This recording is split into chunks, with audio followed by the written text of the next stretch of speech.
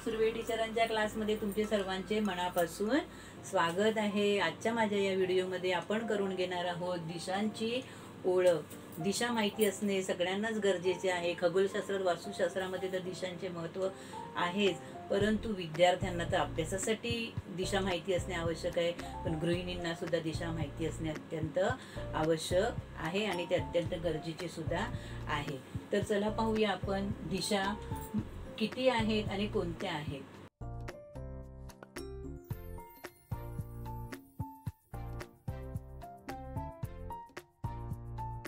मुख्य दिशा 4 आहेत, पूर्व, पश्चिम, उत्तर आणि दक्षिण। उपदिशा 4 आहेत, आग्नेय, ईशान्य, वायव्य आणि नैऋत्य। म्हणजे एकूण दिशा किती आहेत? 8। ह्या झाल्या दिशांची नावं। आता ह्या दिशांची स्थानं कुठे आणि कशी आहे ती पाहूया। आपल्या मोबाईलमध्ये जो कंपास असतो किंवा होका यंत्र जे आहे त्या होका यंत्रामध्ये नेहमी एकच दाखवलेलं असतं, बाण वरच्या बाजूला आणि तिथे उत्तर म्हणजे नॉर्थचा एन फक्त लिहिलेला असतो। म्हणजे त्यावरून आपण बाकीच्या दिशा ठरवायच्या असतात। मग त्या कशा बरं ओळखायच्या?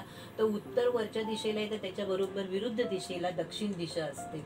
आणि आपण बोर्डावर लिहिताना, कागदावर लिहिताना आपला उजवा हात जो असतो त्या उजव्या हाताकडे आपण पूर्व दिशा लिहितो, तर डाव्या हाताकडे लिहितो ती पश्चिम दिशा। ह्या झाल्या 4 मुख्य दिशा। कशा लिहायच्या ते तुम्हाला मी शिकवलं, पण उरलेल्या जे कठीण काम आहे उपदिशा त्या कशा लिहायच्या त्या मी तुम्हाला एकदम सोप्या पद्धतीने सांगणार आहे। आणि ती सोपी पद्धत अत्यंत सोपी आहे, सगळ्यांच्या लक्षात राहील अशी आहे। लहानांपासून मोठ्यापर्यंत सगळ्यांना ती नक्की आवडेल। एक छोटासा शब्दसमूह आहे तो तुमच्या कायम लक्षात राहील। मी सुद्धा माझ्या शाळेत असताना माझ्या शिक्षिकेने तो शिकवला होता आणि मला तो तुमच्याशी सगळ्यांशी शेअर करावा असा वाटला आणि म्हणून मी आज त्याच्यावर हा व्हिडिओ बनवलेला आहे। तर तो शब्द आहे आ, ई, वा, न, दे। एवढ्या ह्याच्यावरूनच तुम्ही ते 4ही उपदिशा आहे त्या लिहू शकता। तो शब्दसमूह तुम्हाला मी सांगितला, आ, ई, वा, न, दे। हा शब्दसमूह आहे, त्याच्यावरून तुम्ही म्हणाल कशा काय या उपदिशा लिहायच्या?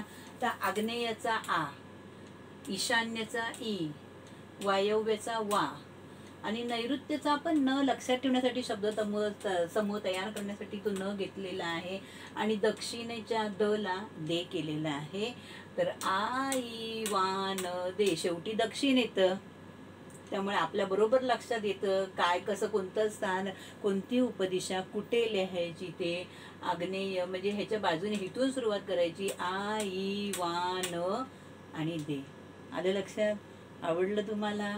आई, वान, दे म्हणजे आग्नेय, ईशान्य, वायव्य आणि नैऋत्य। हे जी छोटीशी आणि एकदम सोपी ट्रिक आहे, कायम लक्षात राहणारा हा शब्द आहे। तर हे झालं मराठी पद्धतीप्रमाणे तुमच्या लक्षात राहणार आहे कसं लिहायचं ते। आता इंग्लिशच्या ह्याच्याप्रमाणे आपण पाहूया हे कशी सोपी पद्धत आहे। इंग्लिशचं जर लिहायचं असेल तर उत्तरेला आपण नॉर्थ म्हणतो, दक्षिणेला आपण साऊथ म्हणतो, बरोबर। पूर्वेला आपण ईस्ट म्हणतो, तर पश्चिमेला आपण वेस्ट म्हणतो। तर आता या दिशा ज्या आहेत उपदिशा आहेत त्या कशा लक्षात ठेवायच्या इंग्रजी प्रमाणे लिहायचं असेल तर? आता दक्षिण आहे म्हणून याच्या दोन्ही बाजूला आपण काय करायचं? एस एस लिहून घ्यायचं। वरती नॉर्थ आहे म्हणून दोन्ही बाजूला एन एन लिहून घ्यायचं। ओके। आता ह्या दोन्ही पूर्वेकडच्या आहेत म्हणून दोन्ही बाजूला ई लिहून घ्यायचा। या दोन्ही पश्चिमेकडे आहे म्हणून त्यांना डब्ल्यू लिहून घ्यायचा। झालं का? आहे की नाही सोपी आणि लक्षात राहण्यासारखी गोष्ट? एस ई म्हणजे साऊथ ईस्ट, एन ई म्हणजे नॉर्थ ईस्ट, एन डब्ल्यू म्हणजे नॉर्थ वेस्ट आणि एस डब्ल्यू म्हणजे साऊथ वेस्ट। सगळ्या दिशा तुमच्या नक्की लक्षात राहतील अशा आहे। इंग्रजीमध्ये पण लक्षात राहतील, मराठीमध्ये सुद्धा लक्षात राहतील असं आहे। तर पुढचं अजून एक छोटंसं तुम्हाला महत्त्व सांगणार आहे। जास्त व्हिडिओ मोठा करायचा नाही म्हणून मी फक्त उत्तर आणि पूर्व या 2च दिशांचं तुम्हाला महत्त्व मी या व्हिडिओमध्ये सांगणार आहे।